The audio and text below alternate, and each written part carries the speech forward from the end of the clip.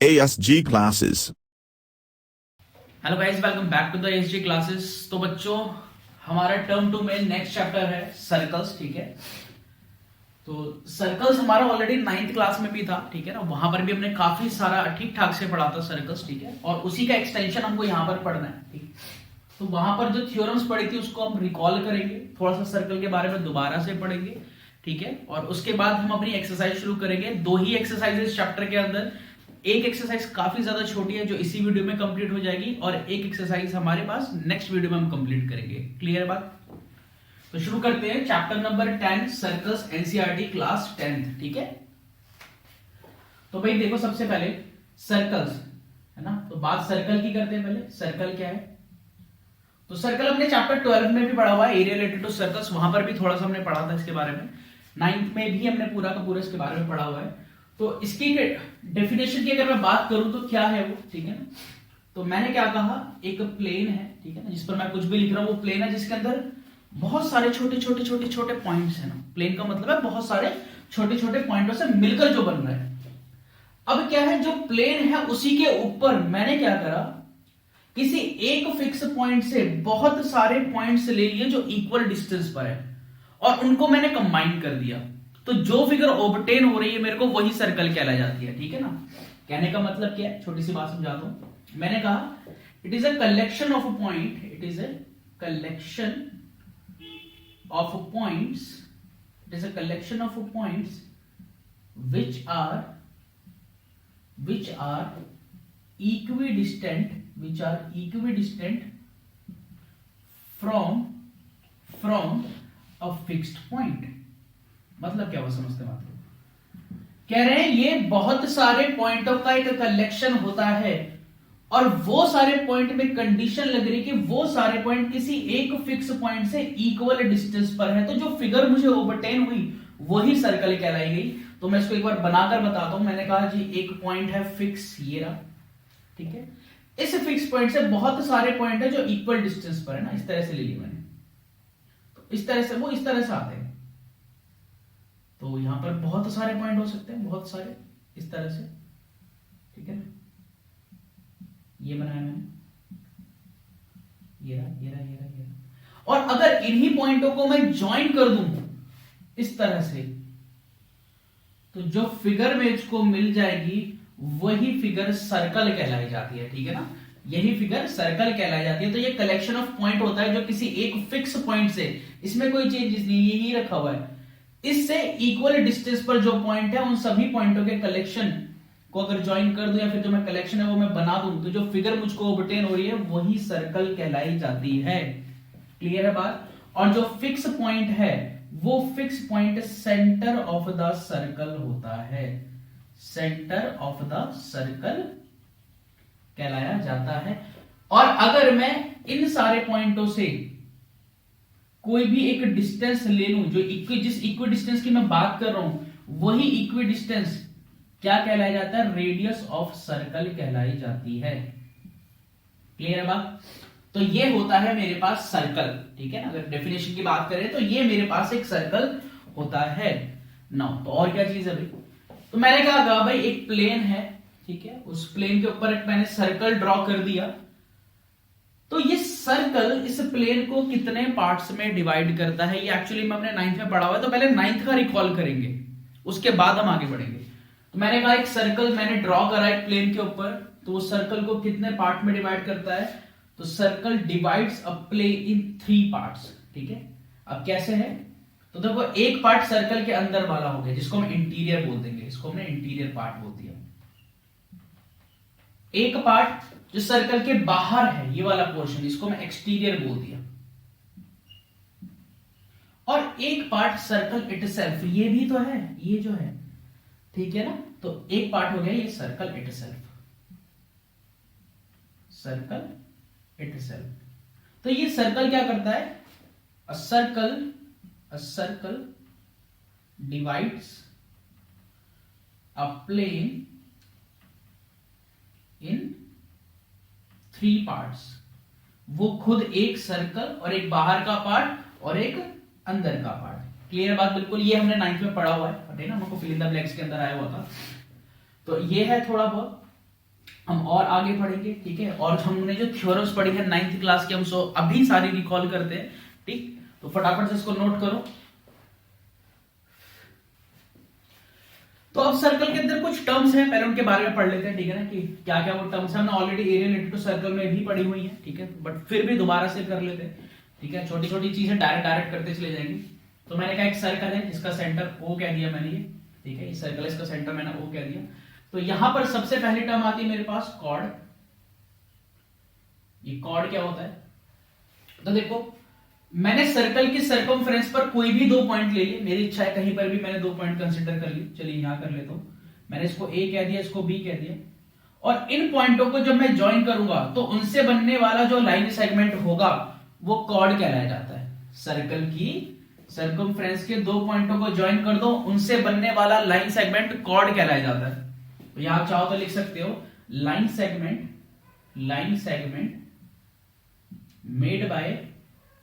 made by joining 2 points of the circumference of a circle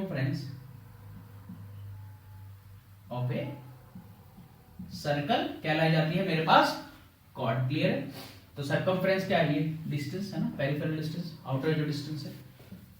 next इसी में आता है डायमीटर, ठीक है। तो इसके लिए एक पर्टिकुलर डेफिनेशन भी होती है, हम इसको longest chord of the circle भी कह देते हैं। Longest chord of the circle भी इसको कहा जाता है। मतलब क्या है? तो डायमीटर भी एक कॉर्ड है।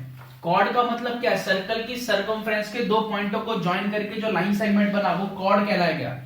अब डायमीटर में क्या होता है कि जो कॉर्ड है वो सेंटर से पास होती है। जो कॉर्ड है वो सेंटर से पास होती है, तो मैं इसको ये भी लिख सकता हूं chord which passes through the centre, मैं ये भी कह सकता हूं। तो दोनों बात एक ही है। तो मैंने कॉर्ड बनाई जो सेंटर से पास हो रही है, इसको बी, इसको कह दिया सी डी, तो ये कहलाई जाती है डायमीटर। तो इनफाइनाइट डायमीटर सोच सकते हैं, मैं ऊपर भी बना सकता हूं, ऐसे ही बना सकता हूं। क्लियर है? नेक्स्ट आता है आर्क। आर्क क्या होता है? तो ठीक है, मैं इसको कह सकता हूं कि पोर्शन या फिर part of the circumference of a circle. मतलब क्या हुआ? ये जो सर्कमफ्रेंस है सर्कल की, इसका कोई भी एक पार्ट ले लूं, कोई भी एक हिस्सा ले लूं, कोई भी एक टुकड़ा ले लूं, वो टुकड़ा कहलाया जाता है आर्क। तो मैंने कहा इसी को कह दो, यहां से लेकर यहां तक का जो मैंने पोर्शन लिया ये आर्क कहलाएगा, ठीक है।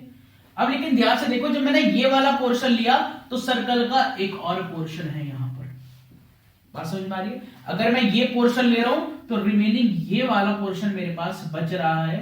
तो आर्क जब बनती है तो 2 बनेगी। जो छोटी आर्क है उसको हम माइनर आर्क बोलेंगे, और जो रिमेनिंग बड़ी है उसको हम मेजर आर्क बोलेंगे, ठीक है। क्लियर है? तो हम कभी कभी इसको ऐसे भी रिप्रेजेंट करते हैं। अगर मैं ऐसे बोलूंगा तो ए भी एक आर्क है, तो इस तरह से। क्लियर है बात? बाकी माइनर और मेजर आगे मैं लगा सकता हूं, नहीं तो मैं यहां पर एक पॉइंट मार्क कर दूंगा। मैंने कंसीडर मैंने ई मार्क कर दिया, तो मैं इसको बोल सकता हूं ए ई बी आर्क। क्लियर है बात? नेक्स्ट आता है बच्चों सेगमेंट। ये सेगमेंट क्या है? तो देखो, मैंने जब कॉर्ड बनाई तो सर्कल के 2 पार्ट हुए। मैंने कॉर्ड बनाई तो सर्कल के 2 पार्ट हुए, वो दोनों पार्ट सेगमेंट कहलाए जाते हैं। तो कॉर्ड ड्रॉ करने पर जो सर्कल का रीजन मेरे को मिलता है वो सेगमेंट कहलाया जाता है। यहां पर भी 2 पार्ट हुए, तो एक छोटा पार्ट बना और एक बड़ा पार्ट बना, तो मैं इसको माइनर सेगमेंट और मेजर सेगमेंट कहता हूं। ये वाला जो पोर्शन है, मैं फिलहाल इसको हटा देता हूं ऐसे, ठीक है ना। आप मार्क करते जाना साथ पर साथ, ठीक है। तो ये जो बड़ा वाला पोर्शन है इसको मैं कहूंगा मेजर सेगमेंट, और ये जो छोटा वाला पोर्शन है इसको मैं बोलूंगा माइनर सेगमेंट। क्लियर है? तो हम इसको ये भी कह सकते हैं region between chord and an arc of a circle. तो क्या कहेंगे? Region between chord, a chord and an arc of a circle. Clear है बात बिल्कुल? तो यहां पर मैं कह सकता हूं कि कॉरेस्पॉन्डिंग आर्क के अकॉर्डिंग मेरे को सेगमेंट मिलता है। अगर मेरे पास आर्क छोटी है तो ये माइनर सेगमेंट होगा, अगर आर्क बड़ी है यानी कि मेजर आर्क है तो मुझको मेजर सेगमेंट मिलता है। क्लियर है? अब यहीं पर बात है कि भाई डायमीटर भी तो कॉर्ड है ना, तो ये भी सेगमेंट फॉर्म करती होगी। तो डायमीटर एग्जैक्टली बीच में से पास होती है, तो ये सर्कल के दो इक्वल हाफ्स करती है। उन दोनों इक्वल हाफ्स को सेमी सर्कल कहा जाएगा। ठीक है ना? जो मैं डायमीटर ड्रॉ करूंगा तो सर्कल के दो इक्वल हाफ्स होंगे, उन दोनों इक्वल हाफ्स को सेमी सर्कल कहा जाएगा। क्लियर बात? नेक्स्ट आता है मेरे पास सेक्टर। तो सेक्टर क्या है? देखो मैंने क्या किया, मैंने एक आर्क ली, यहां पर कंसिडर कर लेता हूं, चलो, या फिर चलो इसी को ले लेते हैं। मैंने कहा एक एफ जी, मैंने एक आर्क ले ली, ठीक है ना, और इस आर्क के एंड पॉइंट से मैंने सेंटर को ज्वाइन कर लिया। तो जो सर्कल का अब पोर्शन निकल कर आया, अभी तो सर्कल के पार्ट हो गए ना, एक पार्ट ये वाला है, एक पार्ट ये वाला है। तो ये जो पोर्शन हुए, जब मैंने दो रेडियस ड्रॉ करी हैं, तो ये वाला पोर्शन सेक्टर कहलाया जाता है। तो यहां पर भी दो पोर्शन बने, एक ये छोटा वाला, तो इसको हम माइनर सेक्टर बोलेंगे, और ये बड़ा वाला इसको हम मेजर सेक्टर बोलेंगे। क्लियर है? तो हम यहां पर कह सकते हैं region between an arc and two radii of a circle. तो अगर मैं एक सर्कल में दो रेडियस बना दूं, ठीक है, तो जो एरिया कवर होगा वो सेक्टर होगा। कॉरेस्पॉन्डिंगली आर्क छोटी होगी तो छोटा sector, that is minor sector. Arc बड़ी होगी तो मेजर सेक्टर। ये सारी चीजें ऑलरेडी हमने पढ़ी हुई हैं, और अभी भी हमने एरिया रिलेटेड टू सर्कल में भी पढ़ी थी टर्म 1 में, बट रिकॉल करना जरूरी है। ठीक, चैप्टर का नाम सर्कल है तो सर्कल के बारे में नॉलेज होनी जरूरी है। इसके बाद हम जो 9th में हमने थ्योरम्स पढ़ी थी उनको फटाफट से रिकॉल करेंगे। ठीक, तो इसको नोट करो, एंड देन फिर फटाफट थ्योरम्स जो है हमारी 9th की उन पर आते हैं। चलो तो रिकॉल कर दे भाई क्लास 9 की कुछ थ्योरम्स को, ठीक है ना, जो काम किए मेजर सी, उनको हम देख लेते हैं। क्या कह रहे हैं कि पहले भी कह रहे हैं कि equal cord subtends equal angle at the centre and vice वर्सा, है ना। कह रहे हैं कि अगर एक सर्कल है, उसके ऊपर मैंने दो कॉर्ड्स बनाई हैं और दोनों कॉर्ड्स की लेंथ आपस में इक्वल है। मैंने कहा ये ए है, ये बी है, ये सी है, ये डी है, ये सेंटर हुए। मैंने सेंटर से ज्वाइन करा, तो ये जो कॉर्ड्स हैं दोनों, अगर ये इक्वल है तो सेंटर पर भी इक्वल एंगल बनाती है। अब इसको प्रूफ करते थे कैसे? हम दोनों ट्राइंगल कॉन्ग्रुएंट कर देते थे। ये रेडियस रेडियस रेडियस रेडियस ये गिवन है, तो दोनों ट्राइंगल कॉन्ग्रुएंट, सिंप्लिसिटी से एंगल जो था वो इक्वल हो जाता था। एंड वाइस वर्सा क्या है कि अगर दो कॉर्ड सेंटर पर इक्वल एंगल बना लिए हैं तो वो दोनों कॉर्ड्स आपस में इक्वल होती है। एक ये है, ठीक है। नेक्स्ट कह रहे the perpendicular from the centre of a circle to the chord bisects the chord and vice versa. मतलब क्या हुआ? कह रहे एक सर्कल है, ठीक है, उस सर्कल पर कोई कॉर्ड है, ऐसे कंसीडर कर लिया ए बी, ये ओ है। कह रहे सेंटर से अगर कोई परपेंडिकुलर ड्रॉ करूंगा कॉर्ड के ऊपर तो वो कॉर्ड को बाइसेक्ट करता है। ये भी हम कैसे करते थे भाई? ज्वाइन कर लेते थे और दोनों ट्राइंगल कॉन्ग्रुएंट प्रूफ कर लेते थे।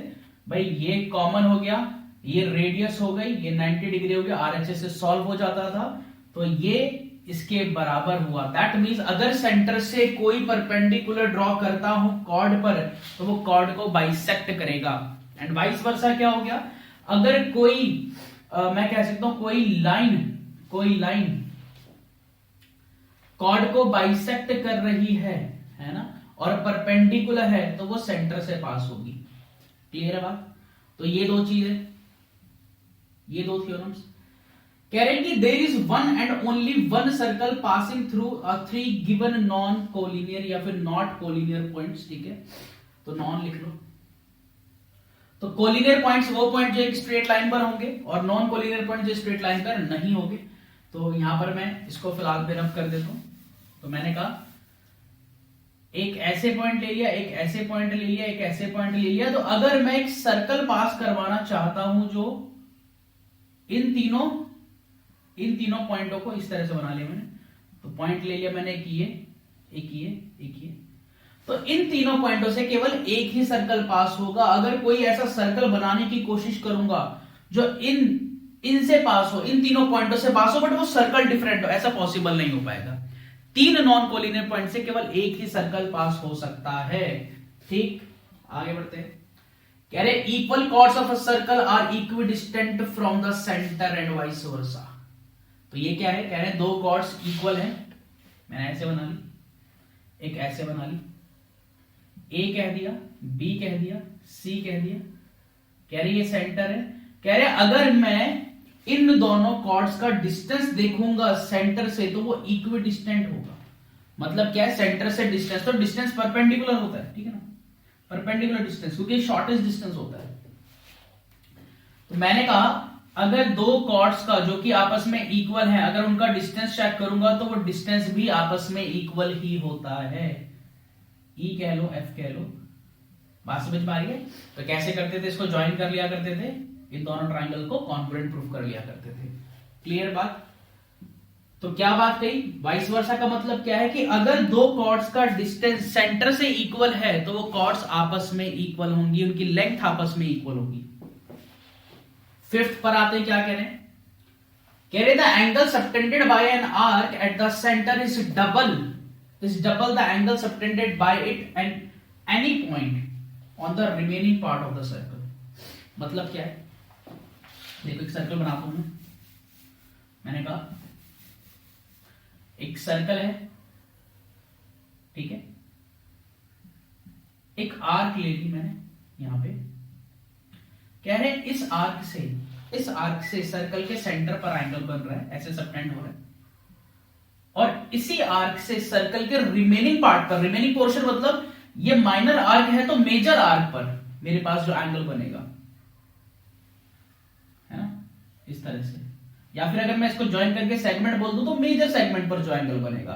तो इनमें क्या रिलेशन होता है? अगर सेम आर्क से या सेम सेगमेंट से एंगल बना है तो सेंटर का एंगल डबल होगा, यानी कि अगर ये x है तो ये 2x हो जाएगा।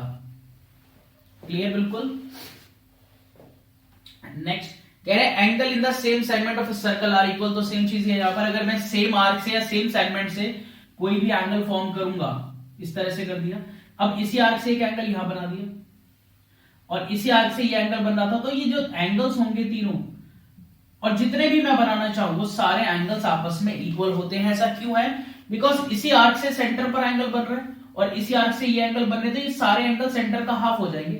तो अगर ये 2x है तो ये भी x हुआ और ये भी x हो जाएगा। तो इसका मतलब है ये या जो और बनाऊंगा वो एंगल्स भी आपस में इक्वल होते हैं। Sixth property. सेवेंथ प्रॉपर्टी इसी का छोटा सा एक्सटेंशन है। कह रहे angle in a semi circle is a right angle. Angle in a semi circle is a right angle. तो मैंने क्या कहा? एक सर्कल है, ये सेंटर है। अब देखो अगर मैं डायमीटर के एंड ले लूं, तो ये भी तो आर्क की होती है ना, बस वो बात अलग है, दोनों इक्वल हाफ्स होती है तो सेमी सर्कल हो गई, तो इसको सेमी सर्कल लगेंगे। लेकिन है तो ये भी आर्क ही। तो अगर ये कोई एंगल सबटेंड करती है तो वो राइट एंगल करती है, क्योंकि अगर ये 180 डिग्री है तो ये भी कितना होगा भाई? इस वाली प्रॉपर्टी से ये इसका हाफ हो जाएगा तो ये 90 डिग्री हो जाएगा। क्लियर बात? बिल्कुल। यहां पर बनाओ चाहे नीचे बना लो, कोई फर्क नहीं पड़ता, कहीं पर भी बना सकता हूं, ठीक है ना। तो ये हमेशा 90 डिग्री का एंगल बनाएगा, तो इसका एंगल इन सेमी सर्कल भी हम कह देते हैं। ये थी सेवेंथ प्रॉपर्टी। कह रहे the sum of either pair of opposite angles of a cyclic quadrilateral is 180 degree. मतलब क्या है? साइक्लिक क्वाड्रिलेटरल क्या होता है? एक ऐसा क्वाड्रिलेटरल जिसका हर एक वर्टेक्स यानी कि जो एंड पॉइंट है वो सर्कल की सरकमफ्रेंस पर टच करना चाहिए। ऐसे सर्कल को साइक्लिक क्वाड्रिलेटरल कहते हैं। तो उसकी प्रॉपर्टी क्या होती है कि साइक्लिक क्वाड्रिलेटरल के आइदर अपोजिट एंगल का सम हमेशा 180 डिग्री का होता है। जरूरी नहीं है 90-90 हो, जरूरी नहीं है 90-90 हो, ठीक है। क्वाड्रिलेटरल अगर बन रहा है साइक्लिक तो उसके अपोजिट एंगल का सम 180 होगा एंड वाइस वर्सा। मतलब किसी क्वाड्रिलेटरल के अपोजिट एंगल का सम अगर 180 हो गया तो वो क्वाड्रिलेटरल एक साइक्लिक क्वाड्रिलेटरल कहलाया जाता है। तो ये कुछ प्रॉपर्टीज थी, ठीक है ना, थ्योरम्स थी 9th की, कुछ एक आई गेस मिस है, लेकिन कोई दिक्कत वाली बात नहीं है, इतनी ज्यादा यूज नहीं होने वाली है। मोस्ट ऑफ द मैंने करवा दी है जो इंपॉर्टेंट है, ठीक है। तो इनका जहां जहां यूज होगा वहां वहां पर यूज करेंगे। ये थोड़ा सा 9th का रिकॉल था, अब वो पढ़ते हैं जो हमको 10th में पढ़ना है, लेकिन नॉलेज अच्छे से होनी चाहिए, इसलिए फटाफट से इसको रिकॉल कर लो। और आते हैं हमारा जो 10th में हमको आने वाला है सर्कल के ऊपर, वो जो हम पढ़ने वाले हैं।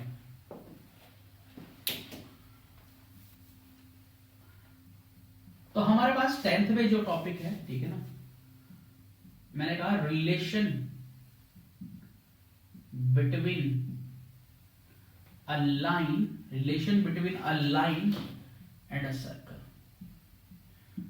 मतलब क्या है ना, रिलेशन मतलब कि मैंने अगर एक प्लेन पर एक सर्कल और एक लाइन अगर ड्रॉ करी है तो वो किस तरह से फॉर्म कर सकता हूं, क्या क्या केसेस उसके हो सकते हैं, वही रिलेशन कंसीडर होगा। तो क्या क्या बन सकता है, देखो ध्यान से। हो सकता है, मैंने बोला केस वन, ठीक है। हो सकता है मैं सर्कल ऐसे बना दूं, है ना, ये सेंटर हो गया, और लाइन ऐसे बना दूं।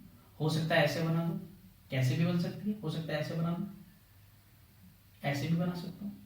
लेकिन यहां पर जो बात है वो समझने की वो है कि सर्कल और लाइन में कोई भी कॉमन पॉइंट नहीं है, दोनों अलग अलग बने हैं, कोई भी कॉमन पॉइंट नहीं आ रहा है, कोई इंटरसेक्शन नहीं है। तो एक केस ये हो गया जिसमें नो कॉमन पॉइंट वो लाइन है और सर्कल में। एक केस ये बना सकते हैं। दूसरा केस टू, केस टू में मैंने एक सर्कल बनाया और मैंने एक लाइन पास करवा दी ऐसे। देखो ये जो लाइन है सर्कल को दो पॉइंट पर कट कर रही है। एक लाइन सर्कल को दो पॉइंट पर कट करती है, उस लाइन को बच्चों सीकेंट कह देते हैं, उस लाइन को हम सीकेंट कह देते हैं। तो देखो कॉर्ड भी थोड़ी थोड़ी सी ऐसी है, बट कॉर्ड एक लाइन सेगमेंट है। डिफरेंस काम दोनों का सेम ही है, सेगमेंट में डिवाइड करना सर्कल को, लेकिन सीकेंट एक लाइन है, वहां पर कॉर्ड एक लाइन सेगमेंट होता है। तो कोई भी लाइन जो सर्कल को दो पॉइंटों पर कट करे और सर्कल को दो पार्ट में डिवाइड करे वो सीकेंट होगी। तो यहां पर मैंने कह दिया टू कॉमन पॉइंट्स। क्लियर है बात बिल्कुल। एंड नेक्स्ट आता है केस 3। तो ये आ गया केस 3, ठीक है। तो यहां पर क्या है, मैंने एक सर्कल बनाया इस तरह से, ये सेंटर हो गया। अब मैंने क्या कहा, मैंने कहा सर्कल के किसी एक पॉइंट को ही, इस पॉइंट को P मान लिया, इसको A कह दिया, इसको B कह दिया। सर्कल के किसी एक पॉइंट को, केवल एक पॉइंट को टच करके जो लाइन पास होती है उस लाइन को हम कहते हैं टेंजेंट। उस लाइन को कहते हैं हम टेंजेंट, और इसमें होता है केवल और केवल वन कॉमन पॉइंट। क्लियर। हमारे पास जो इस चैप्टर में हमको पढ़ना है, या मैं कहूं जो 10th में हमको पढ़ना है बच्चों, वो टेंजेंट के बारे में पढ़ना है। हमारा कंस्ट्रक्शन की जो एक्सरसाइज है, ठीक है ना, एक एक्सरसाइज पूरी की पूरी फुली डेडिकेटेड है टेंजेंट को। तो इसी के ऊपर क्वेश्चन आएगा, कंस्ट्रक्शन के अंदर भी और सर्कल के अंदर भी टेंजेंट के ऊपर। तो दो थ्योरम्स है, उन थ्योरम्स को अच्छे से पढ़ना है। तो मैंने कहा ये जो पॉइंट है ना, जो एक पॉइंट है जो सर्कल पर भी आ रहा है, टेंजेंट पर भी आ रहा है, इस पॉइंट को कहा जाता है पॉइंट ऑफ कांटेक्ट। इसको हम क्या कहते हैं, पॉइंट ऑफ कांटेक्ट। क्लियर है बात। तो इसके बारे में थोड़ा सा और पढ़ेंगे हम। तो ये मेरे पास 3 केसेस होते हैं। अगर मैंने कोई सर्कल बनाया है और कोई लाइन ड्रॉ करी है तो ये मैक्सिमम केसेस हो सकते हैं। या तो लाइन कभी इंटरसेक्ट नहीं करेगी, नो कॉमन पॉइंट्स, या तो लाइन 2 पॉइंट पर इंटरसेक्ट करेगी, 2 कॉमन पॉइंट्स, उसको हम सीकेंट कहेंगे, या फिर लाइन केवल 1 पॉइंट पर टच करेगी, इसको हम इंटरसेक्ट कह सकते हैं, बट वैसे टच ज्यादा बेटर होगा क्योंकि काट के नहीं जा रही, केवल टच करके पास हो रही है। लेकिन अगर इंटरसेक्ट लिखा है तो भी आप इसको ऐसा कंसीडर करना है, ठीक है। तो ऐसे को लाइन को हम टेंजेंट कहते हैं, और जहां पर कॉमन पॉइंट होगा उस पॉइंट को पॉइंट ऑफ कांटेक्ट कहेंगे, इनको हम पॉइंट ऑफ इंटरसेक्शन कहेंगे। क्लियर बात? तो 1 कॉमन पॉइंट है तो जो लाइन है वो टेंजेंट कहलाई जाएगी। तो टोटल 3 केसेस होते हैं मेरे पास। तो हमको जो इस चैप्टर में पढ़ना है वो इस टेंजेंट के बारे में पढ़ना है। फटाफट इसको नोट करो और टेंजेंट के बारे में थोड़ा और पढ़ते हैं और अपने 10.1 को कंप्लीट करते हैं। तो भाई सबसे पहले क्या चीज है, मैंने कहा एक सर्कल है, ठीक है ना, एक सर्कल है। मैंने कहा इस सर्कल पर कितनी टेंजेंट्स बना सकता हूं, इस सर्कल के ऊपर कितनी टेंजेंट्स मैं ड्रॉ कर सकता हूं। तो देखो हर एक पॉइंट से एक ना एक टेंजेंट पास हो सकती है। ये इस पॉइंट से पास हो गई, ये इस पॉइंट से पास हो गई, ये इस पॉइंट से पास हो गई। तो भाई मेरे पास इनफाइनाइट पॉइंट्स हैं, तो इनफाइनाइट टेंजेंट पास की जा सकती है एक सर्कल से। तो क्वेश्चन को बहुत ध्यान से सुनना है, देखना है, पढ़ना है। किसी एक सर्कल से इनफाइनाइट टेंजेंट पास हो सकती हैं। अब क्वेश्चन में थोड़ा सा चेंज कर दूं, एक सर्कल के एक पॉइंट से कितनी टेंजेंट पास होती है। मैंने कहा इस पॉइंट से कितनी टेंजेंट पास कर पाऊंगा, तो भाई एक ही टेंजेंट पास हो सकती है। बात समझ में आ रही है? A circle can have infinite number of tangents, a circle can have infinite tangents, ठीक है, but from one point only one tangent. बात क्लियर होगी ना, क्वेश्चन क्लियर हो गया ना। अगर मैं एक सर्कल की बात करूं तो सर्कल पर तो इनफाइनाइट टेंजेंट ड्रॉ हो सकती है भाई, इनफाइनाइट पॉइंट है मेरे पास। लेकिन किसी एक पॉइंट से अगर मैं टेंजेंट पास कर रहा हूं तो वहां से एक ही टेंजेंट पास हो सकती है, एक से ज्यादा नहीं हो सकती है। तो क्वेश्चन को ध्यान से पढ़ लेना है। नाउ नेक्स्ट, मैंने कहा एक सर्कल ड्रॉ करा, इस सर्कल पर एक टेंजेंट मैंने ऐसे बना दी, ठीक है, और एक टेंजेंट, या मैं कहूंगा मैंने एक टेंजेंट फिलहाल के लिए ऐसे बना दी। अब मैं आपसे पूछ रहा हूं, बताओ ऐसी टेंजेंट जो इसके पैरेलल हो, ऐसी टेंजेंट जो इसके पैरेलल हो कितनी हो सकती है। तो इसके पैरेलल केवल एक ही टेंजेंट हो सकती है जो जस्ट बिल्कुल अपोजिट से पास होगी। तो मैं कह सकता हूं कि एक सर्कल पर at most 2 tangent parallel draw हो सकती है, मैक्सिमम 2 टेंजेंट एक साथ पैरेलल हो सकती है। क्वेश्चन को ढंग से समझना है। एक टेंजेंट के पैरेलल एक ही बन सकती है, तो मतलब 2 ही टेंजेंट एक साथ पैरेलल हो सकेगी। अगर ये दोनों टेंजेंट पैरेलल हैं तो इनके पैरेलल कोई थर्ड टेंजेंट नहीं हो सकती। बात समझ में आ रही है? लेकिन थोड़ा सा तो मैं यहां पर लिख सकता हूं at most 2 parallel tangents. A circle can have at most 2 parallel tangent, बस 2 ही हो सकती है, 2 से ज्यादा नहीं हो सकती हैं। अगर इसके पैरेलल ड्रॉ करना चाहो तो थर्ड टेंजेंट पैरेलल नहीं हो सकती है। लेकिन अगर थोड़ा सा क्वेश्चन को बदल दूं, number of pair of parallel tangents, मैंने क्या कहा, मुझे ये बताओ मैं कितने पेयर बना सकता हूं पैरेलल टेंजेंट के, कितने पेयर बन सकते हैं। तो भाई एक पेयर तो ये हो गया 2 टेंजेंट, लेकिन अगर मैं कोई टेंजेंट ऐसे बनाऊं तो इसके पैरेलल टेंजेंट कहां होगी, वो ऐसे बन जाएगी। तो ये टेंजेंट इनके पैरेलल नहीं है बट ये टेंजेंट इसके पैरेलल है, तो ऐसे करते करते तो मैं इनफाइनाइट पेयर बना सकता हूं ना। तो पेयर तो इनफाइनाइट होंगे, पेयर तो इनफाइनाइट हो सकते हैं भाई। यहां ये इसके पैरेलल है, ये इसके पैरेलल, इसका और इसका कुछ लेना देना नहीं मैं ले रहा। बात समझ में आ रही है? इसके पैरेलल तो केवल यही है, तो 2 ही पैरेलल हो सकती है एक साथ, थर्ड नहीं हो सकती है। लेकिन अगर मैं बात करूं कितने पेयर में फॉर्म कर सकता हूं, तो infinite number of pair form हो सकते हैं पैरेलल टेंजेंट्स के, पेयर हो सकते हैं। बात समझ में आ गई ना, क्लियर है ना बिल्कुल। तो ये है हमारे पास। इसके बाद हमारे पास एक थ्योरम है, हम उस थ्योरम को पढ़ते हैं फटाफट। पहले इस बात को नोट कर लो।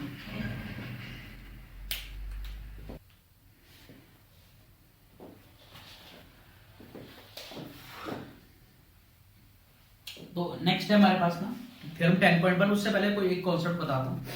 मैंने कहा कि मेरे पास एक लाइन है, ठीक है ना, एक लाइन है, तो हमने पढ़ा हुआ है ऑलरेडी। मैंने कहा एक लाइन है, उससे एक पॉइंट है ना, ये पॉइंट कह दिया, लाइन को बी सी कह दिया। मैं कह रहा हूं कि भाई इस पॉइंट का ना कम द मिनिमम जो डिस्टेंस होगा वो बताओ। तो वो जो डिस्टेंस होता है, मैं अगर इसको ऐसे बनाऊं, मैं इसको ऐसे बनाऊं, तो डिस्टेंस यहां पर कम होता चला जाएगा। तो जो मिनिमम सबसे कम जो डिस्टेंस होता है वो इसका परपेंडिकुलर डिस्टेंस होता है। ये हमने ऑलरेडी पढ़ा हुआ है कि perpendicular distance is the shortest distance, है ना। इस कॉन्सेप्ट का यूज करके हमारी जो थ्योरम है 10.1 हम उसको प्रूफ करेंगे, उसको सॉल्व करेंगे। वो खैर आपको प्रूफ करने को नहीं आएगी, बट फिर भी पता होना चाहिए कैसे सॉल्व हुआ। क्लियर है। तो हमने कहा थ्योरम क्या कह रही है, थ्योरम कह रही है कि भाई the tangent at any point of a circle is perpendicular to the radius through the point of contact, है ना। समझते हैं एक बार। कह रहे एक सर्कल है, एक सर्कल है, ये सेंटर हो गया, एक टेंजेंट पास करवा दी, है ना, इस तरीके एक ही पॉइंट पर टच कर रही है बस, ऐसे, ठीक है। इसको ए कह दिया, इसको बी कह दिया, इस पॉइंट को पी कह देता हूं। कह रहे अगर मैं पॉइंट ऑफ कांटेक्ट पर रेडियस ड्रॉ करता हूं तो ये जो एंगल होता है, ये जो रेडियस होती है वो परपेंडिकुलर होती है। दैट मींस ये जो एंगल होता है ये 90 डिग्री का होता है। ये थ्योरम हमको बहुत यूज करने को आने वाली है, बहुत क्वेश्चंस होने वाले हैं इसके ऊपर, ठीक है। लेकिन ये हो कैसे रहा है थोड़ा सा समझ लेते हैं। तो मैंने क्या कहा ना, समझते हैं। मैंने क्या कहा, मुझे पता है जो मेरी टेंजेंट है वो केवल एक ही पॉइंट पर टच कर रही है, केवल एक पॉइंट पर टच कर रही है ना, केवल एक पॉइंट पर। तो मैंने क्या कहा, मैंने कंसीडर करा, चलो एक काम करते हैं, इसको देखते हैं। मैंने ये ले लिया P1, ये डिस्टेंस मैंने P1 ले लिया। देखो OP तो रेडियस है ना, OP तो रेडियस है, और अगर मैं OP डैश को देखूं तो रेडियस तो केवल यहां तक की है, प्लस सम और पार्ट हो रहा है। भाई माइनर सा ही पार्ट क्यों ना होगा, पार्ट तो बड़ा ही। अगर मैं रेडियस में माइनर सी छोटी सी वैल्यू क्यों ना ऐड कर दूं, वो रेडियस से तो बड़ी ही हो रही है ना। तो क्या मैं ये नहीं कह सकता कि जो OP1 है, जो OP1 है वो ग्रेटर होगी OP से? तो बिल्कुल होगी। उसी तरह से मैंने एक और डिस्टेंस लिया, चलिए मैं इसको P2 कह देता हूं। तो ये भी रेडियस प्लस सम डिस्टेंस है, तो मैं कह सकता हूं कि जो OP2 है वो ग्रेटर है OP से। इसी तरह से मैं एक और डिस्टेंस चलो कंसीडर करता हूं P3, तो मैं कह सकता हूं कि जो OP3 है वो भी ग्रेटर है OP से। अब बात को समझो, मुझे तो पता है ना केवल एक पॉइंट से पास हो रही है, तो इसके अलावा जितने भी पॉइंट्स हैं इस लाइन के ऊपर वो सारे कौन हैं, वो सारे के सारे पॉइंट रेडियस से दूर हैं, यानी कि वो एक्सटीरियर पॉइंट है, वो बाहर है, उनका डिस्टेंस रेडियस से ज्यादा है। तो जितने भी मैं यहां से पॉइंट ले लूंगा जो लाइन पर लाई कर रहे हैं, यहां पर वो सर्कल के बाहर लाई कर रहे हैं, सर्कल के बाहर लाई कर रहे हैं, तो वो सारे डिस्टेंस OP से ज्यादा होने वाले। बात क्लियर है बिल्कुल। तो क्या मैं ये नहीं कह सकता therefore OP is the shortest distance for all points, for all points है ना, for all points, for all points on the line AB OP is the shortest distance. Centre से ये डिस्टेंस सबसे शॉर्टेस्ट होने वाला है, तो OP is the shortest distance. और मैंने जस्ट अभी बताया है और हमने पहले भी पढ़ा हुआ है। सो देयरफॉर हम, या फिर हम कह सकते हैं, so OP is perpendicular to AB। बात समझ में आ रही है। तो आपको पता होना चाहिए हो क्यों रहा है, क्योंकि ये जो डिस्टेंस है वो परपेंडिकुलर डिस्टेंस निकल कर आ रहा है, ये शॉर्टेस्ट डिस्टेंस निकल कर आ रहा है। शॉर्टेस्ट डिस्टेंस जो होता है वो परपेंडिकुलर होता है। क्लियर बात बिल्कुल। तो ये वाली थ्योरम हमको बहुत यूज करने को आने वाली है 10.1 एक्सरसाइज में, यही है। तो इसको अच्छे से आप कर लेंगे, है ना। वैसे याद ही कर लोगे तो भी कोई दिक्कत नहीं है, क्योंकि सिर्फ यूज करने को आएगी, बट फिर भी पता होना चाहिए, वो बेटर रहता है हमको। तो इसको नोट कर लो और हम अपनी 10.1 एक्सरसाइज को कंप्लीट करते हैं। केवल 4 क्वेश्चंस हैं, ठीक है। एक्सरसाइज 10.1 पर ओरली कर लेते हैं इसको ना, इसके फर्स्ट और सेकंड क्वेश्चन को। क्वेश्चन नंबर 1 है, कह रहे how many tangents can a circle have, एक सर्कल पर कितनी टेंजेंट्स हो सकती हैं? तो भाई पता है infinite tangents, infinite number of tangents एक सर्कल पर ड्रॉ की जा सकती है। एक सर्कल बना दिया तो भाई मैं यहां से पास करा सकता हूं टेंजेंट, मैंने एक टेंजेंट ऐसे पास करवा दी है ना, एक ऐसे पास करवा दी, ऐसे, तो जितने नंबर ऑफ पॉइंट है उतनी टेंजेंट ड्रॉ कर सकते हो। तो इनफाइनाइट पॉइंट है तो इनफाइनाइट टेंजेंट्स ड्रॉ की जा सकती हैं। Clear? Question number 2 first part, कह रहे a tangent to a circle intersect it in dash points, तो भाई 1 पॉइंट, आप इंटरसेक्ट कह लो या टच कह लो, वैसे टच ज्यादा बेटर रहेगा। 1 पॉइंट, केवल एक पॉइंट को टच करती है। क्वेश्चन नंबर 2 का सेकंड पार्ट, कह रहे a line intersect a circle in 2 points, 2 point पर जो टच करे या कट करे तो उस लाइन को हम सीकेंट कहते हैं, सीकेंट। थर्ड है ना, इस तरह से होगी तो ये सीकेंट कहलाएगी। कह रहे a circle can have dash parallel tangent at most, एक बार में कितनी टेंजेंट पैरेलल हो सकती है? केवल 2, है ना, केवल 2 टेंजेंट। अगर एक ऐसे बना दी है तो इसके पैरेलल जस्ट ये अपोजिट, कोई थर्ड टेंजेंट पैरेलल नहीं हो सकती इन दोनों के, केवल 2 ही टेंजेंट पैरेलल हो सकती है एक साथ, तो 2 टेंजेंट्स। क्लियर है? लेकिन अगर पेयर ऑफ की बात करें तो इनफाइनाइट पेयर में फॉर्म कर सकता हूं। थर्ड फोर्थ सॉरी, तो फोर्थ पार्ट क्या है, the common point of a tangent to a circle and the circle is called, वो पॉइंट जो सर्कल पर और टेंजेंट पर कॉमन है तो वो पॉइंट ये रहा, इस पॉइंट को हम कहते हैं point of contact, point of contact. Clear है बात? तो ये है हमारे पास question number 1 and question number 2। Clear? तो नेक्स्ट आता है क्वेश्चन नंबर 3 पे। क्या है क्वेश्चन नंबर 3 मेरे पास? क्वेश्चन नंबर 3 है, कह रहे a tangent P Q at a point P of a circle of radius 5 centimetre. कह रहे एक सर्कल है जिसका रेडियस 5 सेंटीमीटर है, ठीक है ना, इसको ओ ले लिया। कह रहे एक सर्कल पर पॉइंट है P और पी क्यू टेंजेंट है, तो एक्सटर्नल जो पॉइंट होगा वो क्यू होगा, वो कहीं भी ले सकता हूं, मैंने यहां कंसीडर कर लिया।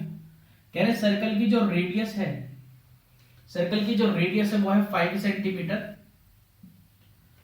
और उस पॉइंट का, जिस पॉइंट से टेंजेंट ड्रॉ कर रहा हूं, चलो यहां ले लेता हूं, ठीक है, ये क्यू दे रखा है। कह रहे उस पॉइंट का, ठीक है, जिससे टेंजेंट ड्रॉ हो रही है, और सेंटर का जो डिस्टेंस मैंने मेजर किया है वो है 12 सेंटीमीटर।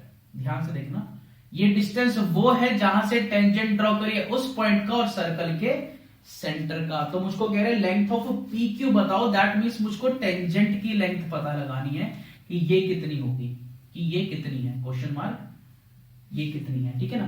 तो देखो थ्योरम 10.1 मैंने पढ़ी है कि अगर मैंने पॉइंट ऑफ कांटेक्ट पर रेडियस ड्रॉ करी है तो ये 90 डिग्री एंगल बनाएगी। जब ये 90 बनाएगी तो भाई ट्राइंगल में 90 डिग्री का angle, right angle triangle Pythagoras applicable होगी। तो इन ट्राइंगल ओपीक्यू पाइथागोरस अगर लगाता हूं तो हाइपोटेनस, देखो 90 डिग्री ये है तो हाइपोटेनस ये बनेगी, ठीक है ना, ध्यान देना वो। तो ये जाएगा मेरे पास OQ square is equal to perpendicular PO square plus base PQ square. तो जो वैल्यू जानता हूं वो सब्स्टिट्यूट कर देता हूं। OQ की वैल्यू मेरे पास है 12, 12 का स्क्वायर, PQ की वैल्यू है 5, 5 का स्क्वायर, PQ की वैल्यू पता नहीं, PO की वैल्यू सॉरी 5 स्क्वायर, PQ की वैल्यू पता नहीं है तो मैंने एज इट इज लिख दी। सॉल्व करूंगा, 12 का स्क्वायर 144, 5 का स्क्वायर 25 प्लस PQ स्क्वायर, 25 को इधर लेकर आऊंगा तो माइनस हो जाएगा, तो ये जाएगा 144 minus 25 is equal to PQ square.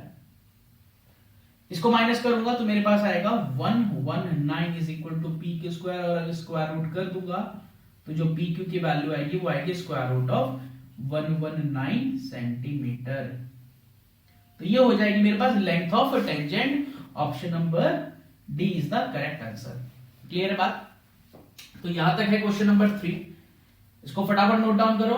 And question number 4 के लिए, ठीक है, तो आपको क्या करना है, आप कंपास लेकर बैठो फटाफट से और अपना स्केल लेकर रखना है, यानी कि ज्योमेट्री बॉक्स को अपने साथ में रखना है। तो वो कंस्ट्रक्शन वाला पार्ट होगा, तो उसके लिए कॉपी में मिलते हैं हम।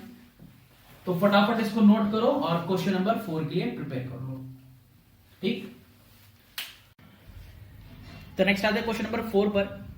Can you draw a circle and two lines parallel to a given line such that one is a tangent and other a secant to a circle. Question क्या कह रहा है, कह रहे मेरे को एक सर्कल ड्रॉ करना है, ठीक है, और उस सर्कल पर एक लाइन ड्रॉ करनी है, लाइन के साथ साथ एक सीकेंट भी बनानी है, एक टेंजेंट भी बनानी है, और कंडीशन ये कि वो तीनों आपस में पैरेलल होनी चाहिए। ठीक है, तो एक एक करके स्टेप करते हैं। कह रहे एक सर्कल बनाने, सबसे पहले मेरे को एक सर्कल बना लेता हूं मैं, अपने अकॉर्डिंग जो रेडियस चाहूं वो ले सकता हूं। तो मैंने एक रेडियस कंसिडर कर ली, मैंने कहा एक सर्कल ड्रॉ कर लिया, एक रेडियस लेके, जो आपकी इच्छा है ना, कोई भी रेडियस का सर्कल ड्रॉ कर सकते हो। ये रहा, क्लियर है बात। अब मुझे इस सर्कल के ऊपर टेंजेंट ड्रॉ करनी है, एक लाइन ड्रॉ करनी है और एक सीकेंट ड्रॉ करनी है, बट कंडीशन ये है कि तीनों ही आपस में पैरेलल होनी चाहिए। तो देखो मैं क्या कर रहा हूं, मैं यहां पर ना एक लाइन ड्रॉ कर रहा हूं। इन शॉर्ट मैं कह रहा हूं मैं डायमीटर बना रहा हूं, बट डायमीटर को थोड़ा सा एक्सटेंड कर रहा हूं। ये रहा डायमीटर, और डायमीटर को थोड़ा बाहर बना दिया। क्लियर है? क्यों? क्योंकि मैं जानता हूं कि भाई जो टेंजेंट है वो एक्चुअली पॉइंट ऑफ कांटेक्ट पर 90 डिग्री का एंगल बनाती है।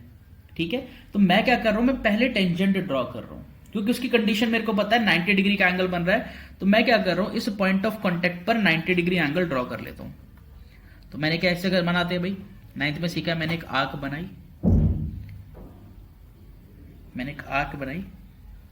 ठीक है, पहले मैंने 60 डिग्री मार्क करा इस पर, देन फिर मैंने इसके ऊपर 120 मार्क करा। तो 60 और 120 के बीच में लाई करता है 90, तो ये हो जाएगा एक आर्क 60 से लगेगी, एक आर्क 120 से लगेगी। ये जो एंगल होगा वो 90 डिग्री होगा। तो मैंने यहां से एक लाइन पास करवा दी है इस तरह से, ये नहीं। तो ये जो टेंजेंट है ये कितने डिग्री का एंगल बना रही है, ये 90 डिग्री का एंगल फॉर्म कर रही है at point of contact. Minor सा अगर होगा आधा डिग्री तो थोड़ा बहुत चलेगा, कोई इशू नहीं है, प्रैक्टिस से ही और क्लियर होगा। ठीक है, तो कोशिश करना कि प्रैक्टिस करो, क्योंकि कंस्ट्रक्शन चैप्टर में भी यूज होने वाला है। अब मुझे इस टेंजेंट के पैरेलल एक सीकेंट बनानी है। सीकेंट जो है वो सर्कल को 2 पॉइंट पर इंटरसेक्ट करती है, तो वो यहां से कहीं पास होगी, है ना। तो मैं क्या कर रहा हूं, मैं इस लाइन पर ही कोई एक पॉइंट ले रहा हूं और उस पॉइंट से एक सीकेंट ड्रॉ कर लेता हूं। इसके पैरेलल अगर वो है तो कंडीशन क्या लगेगी कि भाई मैं ये कह सकता हूं कि कॉरेस्पॉन्डिंग एंगल इक्वल बना दूं मैं। तो मैंने जो ये एंगल लिया था उसी को मेजर करके मैं इस किसी भी पॉइंट पर ना, कंसीडर कर लो मैंने यहां से मैंने एक आर्क बनाई। ठीक है, ये हो जाएगा मेरे पास 60 डिग्री, देन फिर ये हो जाएगा मेरे पास 120 डिग्री, फिर 160 डिग्री से एक आर्क लगा दी, सॉरी फिर 60 डिग्री से लगा दी, देन फिर 120 से लगा दी। अब एक लाइन पास करूंगा यहां से इधर से, तो ये मेरे पास लगभग इस तरह से एक लाइन ड्रॉ हो जाएगी। तो ये हो जाएगी मेरी सीकेंट। अब ये सीकेंट इसके पैरेलल है, क्यों है? क्योंकि ये भी 90 है, ये भी 90, कॉरेस्पॉन्डिंग एंगल्स इक्वल है, तो जो लाइन होंगी वो पैरेलल होंगी। तो टेंजेंट मिल गई, सीकेंट मिल गई, और सेम वे में कोई एक लाइन ड्रॉ कर लूंगा जो इनके पैरेलल होगी। तो मैंने क्या करा, मैंने एंगल मेजरमेंट ले लिया। ठीक है, अब मैं क्या करूं, मैं इस पॉइंट से एक लाइन बना देता हूं। यह आ जाएगा मेरे पास 60 डिग्री, देन ये हो जाएगा मेरे पास 120 डिग्री। अब एक 60 डिग्री से आर्क लगा ली, देन 120 डिग्री से आर्क लगा ली। यहां से जो लाइन पास करूंगा इस तरह से, वो जो लाइन होगी वो पैरेलल होगी इस सीकेंट के, क्योंकि भाई तीनों, ये भी एंगल 90, ये भी एंगल 90, ये भी एंगल 90 है, तो कॉरेस्पॉन्डिंग एंगल रूल यूज कर सकता हूं, या फिर को इंटीरियर एंगल। जब ये भी 90, ये भी 90, ये भी 90, तो तीनों लाइन आपस में पैरेलल होंगी। तो मार्किंग कर लेता हूं, मैं कह देता हूं ये ए है, B, C, D E and F, ये सेंटर को मैंने कंसिडर कर लिया ओ। तो ये है हमारा क्वेश्चन नंबर 4 की कंस्ट्रक्शन, जिसके अंदर एक सर्कल बनाना था हमको, एक टेंजेंट बनानी थी, उस टेंजेंट के पैरेलल सीकेंट बनानी थी और उसके पैरेलल एक लाइन बनानी थी। तो ये तीनों लाइन भी आपस में क्या होंगी, पैरेलल होंगी। दैट मींस जो ए बी है वो पैरेलल है सी डी के और वो पैरेलल है ई एफ के। आई होप बिल्कुल क्लियर हो गया होगा। तो एक बार खुद से ट्राई करना, हो सकता है स्टार्टिंग में लाइंस पैरेलल ना बने, माइनर सा एंगल में डिफरेंस आता है, बट प्रैक्टिस के बाद वो चीज क्लियर हो जाएगी। तो बच्चों ये थी एक्सरसाइज 10.1 पूरी हमने कंप्लीट कर ली है, ठीक है। इसके बाद हम नेक्स्ट वीडियो में कंप्लीट करेंगे अपनी 10.2 का इंट्रोडक्शन और उसके कुछ क्वेश्चंस कंप्लीट करेंगे और आने वाली वीडियो में ये पूरा चैप्टर हमको कंप्लीट कर लेंगे, ठीक है। और चैप्टर नंबर 9 मैंने पूरा कंप्लीट करवा दिया, उसका जो लिंक है मैं डिस्क्रिप्शन में दे दूंगा, पूरी वीडियोस चेकआउट कर लेना, एक एग्जांपल एक क्वेश्चन कंप्लीट करवाया है, क्लियर है। तो फटाफट से टर्म 2 को कंप्लीट करेंगे ताकि प्रॉपर रिवीजन कर सके। तो आज की इस वीडियो में सिर्फ इतना ही।